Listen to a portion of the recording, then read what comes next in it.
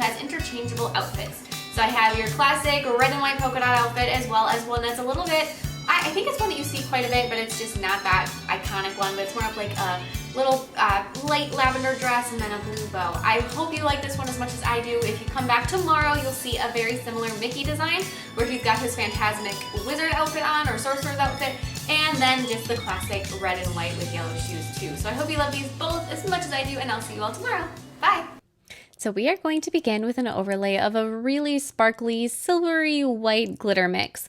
This one is just a really beautiful background. It's glamorous, but it isn't too distracting. So if you have a lot of stuff going on top of it, it's not one that's going to make it just seem too busy. It just looks really pretty and really, like I said, kind of glamorous and glitzy, which I think is really appropriate for Minnie Mouse. So after we have that color over the background, we're going to encapsulate it with a layer of clear acrylic. If you do want to come back for tomorrow's video of Mickey Mouse, which I would highly recommend, it's just a different cute take on this same basic concept, I will not show you the background again. So if you missed it, if you are, if you watched the Mickey Mouse video first, if it was later on, then this is the same background process for that video as well. So after we have that background done, I'm going to take some black acrylic and I'm going to begin sculpting my Minnie Mouse.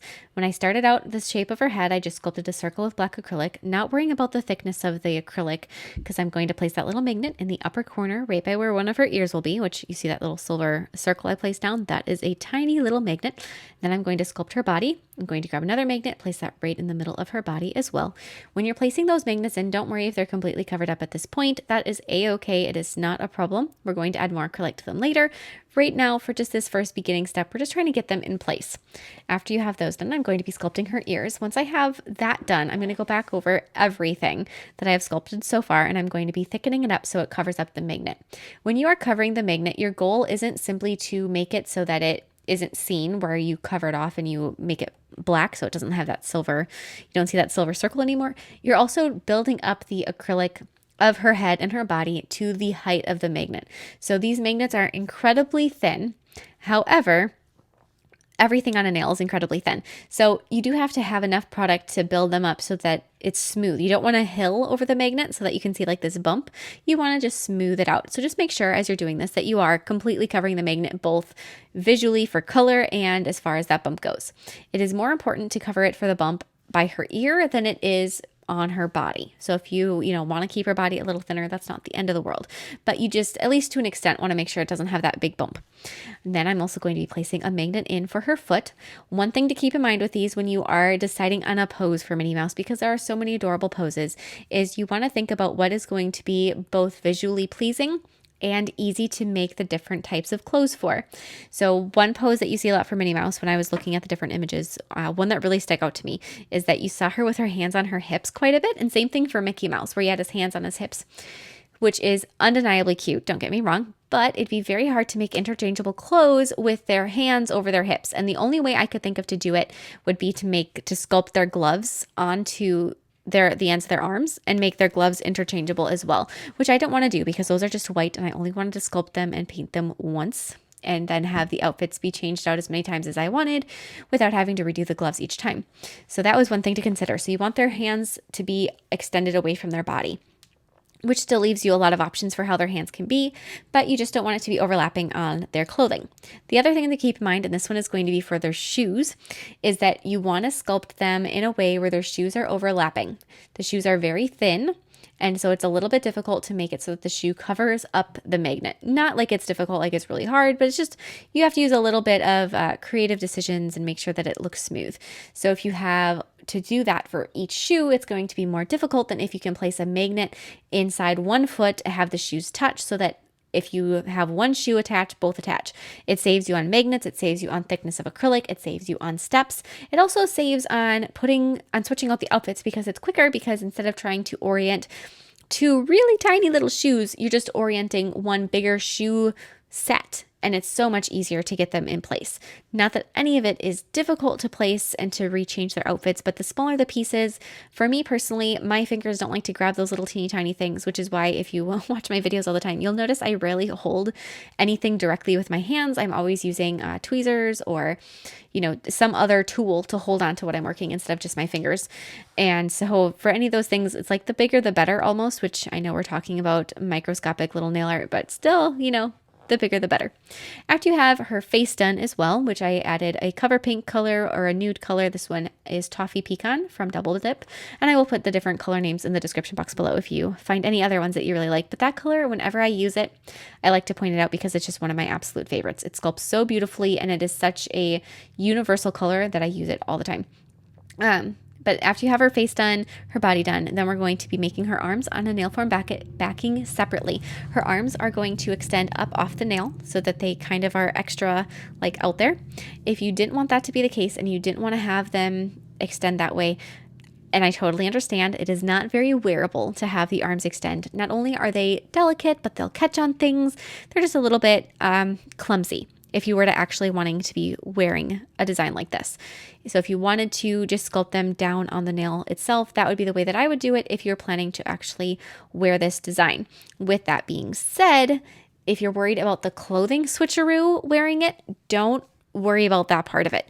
So if you were to actually wear this, I would paint an outfit on the Minnie Mouse and the Mickey Mouse, even if it were, say, just like undergarments that would be completely covered up when you go ahead and you add the different outfits. And then as you wanted to change out the outfits with what you're doing. If you're washing your hands, take off the magnetic pieces. Or if you are going to bed, take off the magnetic pieces. Taking a shower, etc., etc. You kind of get where I'm going with this. But otherwise, they fit on there pretty snug, and just like going grocery shopping and your day-to-day life, you could easily keep them on. So just that part is perfectly wearable. After you have the arms done, we're also going to sculpt on those gloves that I mentioned I only wanted to do once. So we're going to sculpt those white gloves on that nail form backing as well. And then after you have those done, you can glue the arms into place onto the Mickey Mouse. Or the Minnie Mouse, not the Mickey Mouse, onto the Minnie Mouse. So you're going to just kind of glue those in place how you want them. As you can see, the hands are extended up off of the nail. They aren't touching where her clothes will be. They aren't touching up on her head where the bow would be. Just one of those things where you just want to kind of be, conscientious of it so that all of a sudden you don't go to start sculpting the clothes and have to do one of those, you should have had a V8 forehead slaps because you didn't think about it. After you have the arms attached, smooth out their shoulders, and then you're going to want to take and add some more clear acrylic to the underside of the arms just to smooth them out, add some strength, and make it so that they are very well attached to the nail. I do want to mention that I broke both a Minnie Mouse and a Mickey Mouse arm in the process of making this design. I repaired them and it was fixed, but it was one of those things where really with this, those arms are so thin, make sure that you are reinforcing them in the back.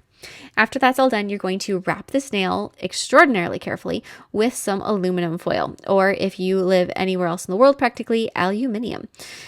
I always love saying that. It cracks me up. It's so funny. And people that say aluminium think it's hilarious that we say aluminum.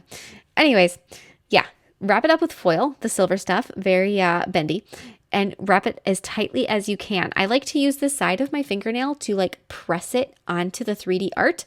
If you don't want to use your fingernail, whether it be that you don't have long enough nails for it, or your nails are sensitive or delicate, there's where I just broke that arm, by the way. If anyone was curious of when and how that happened, it was right there. You could use something like a cuticle pusher really delicately, really gently, or a silicone tool would do the job very well. You just want to try to get it as smooth to the Minnie Mouse shape as possible.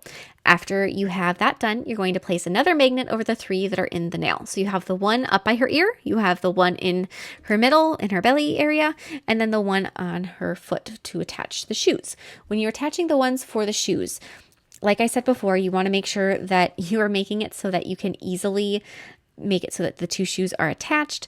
And it is the most difficult place to get it to look smooth and appropriate is on her feet. So just kind of be very aware of what style of shoes she's going to be wearing. And when you're placing the magnet in, when you are sculpting the first part of this design, just be aware of how it is. And always when you're sculpting these pieces, oh goodness, when you're sculpting these pieces that are over the top of the magnets, try to start sculpting at the place where the magnet is, if you can, if it seems like it's the appropriate scenario. If you're going back and forth and there's a chance where you can sculpt it right over the magnet just to start with, I like to begin there.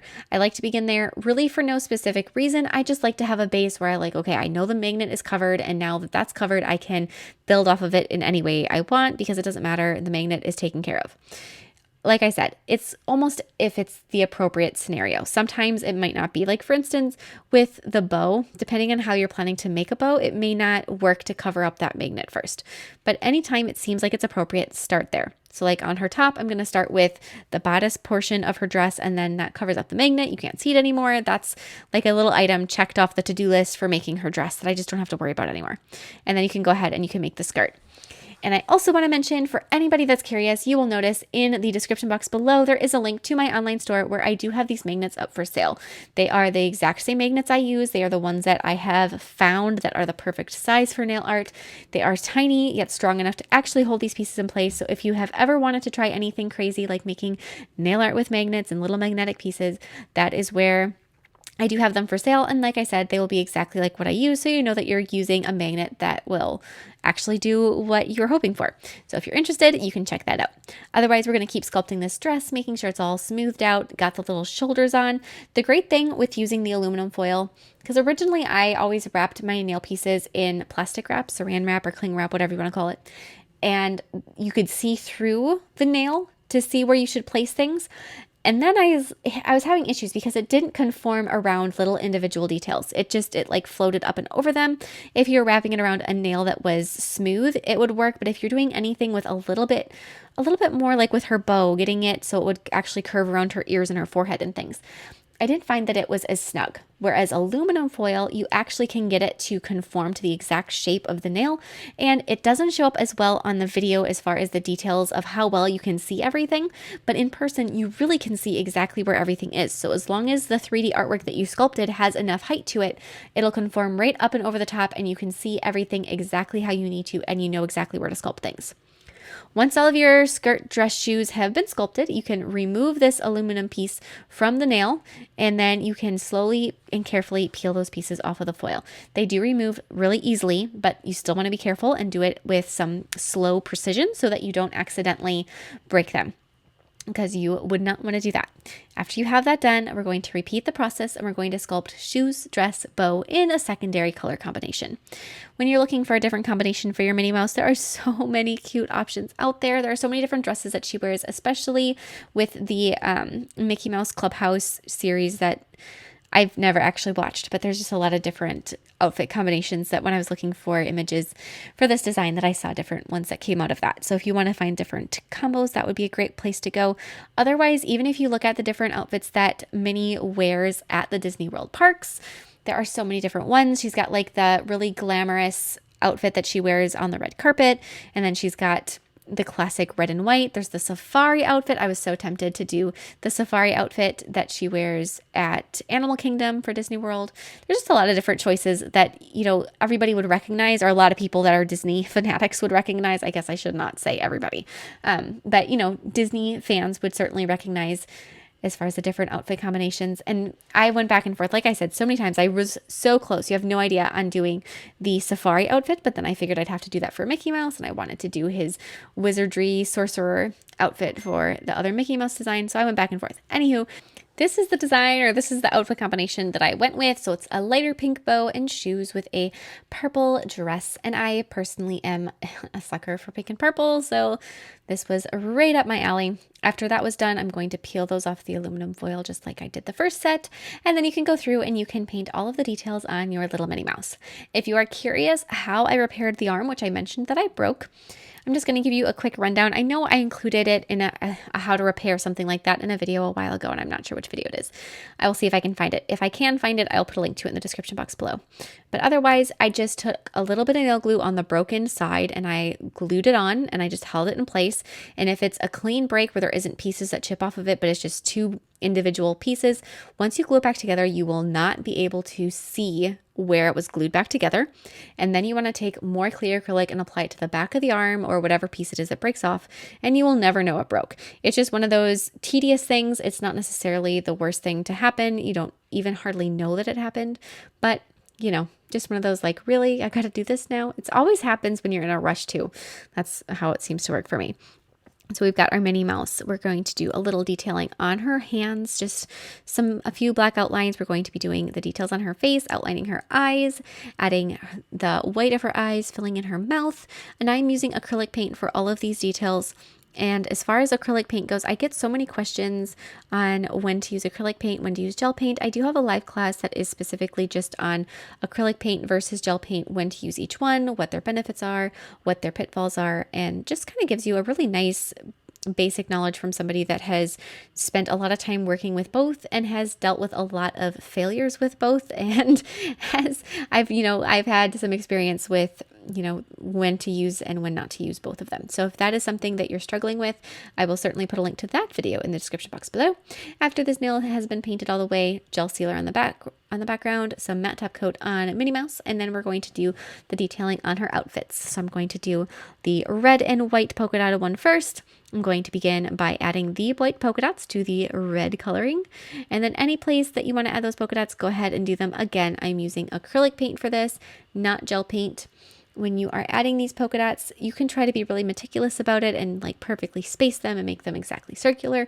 I was a little bit more free with it, adding the polka dots with just a little bit less precision than I thought about giving them. I actually like it. It looks a little bit more childish and more just fun and cutesy that way. Sometimes that is what I'm going for. I'm going to be adding some black outlines around the dress and the bow and her shoes. Just a little bit, especially on the bow. It really helps give you that idea of the folded ribbon. And then on the shoes, it'll help separate them. So you really don't want to skimp out on the outlines, especially on a design like this where you want it to be very easily, quickly recognizable as to what you're looking at. Then you want to apply some matte top coat over those 3D pieces, go through, do the detailing on the second outfit or the third, fourth, fifth, depending on how many outfits you decide to do.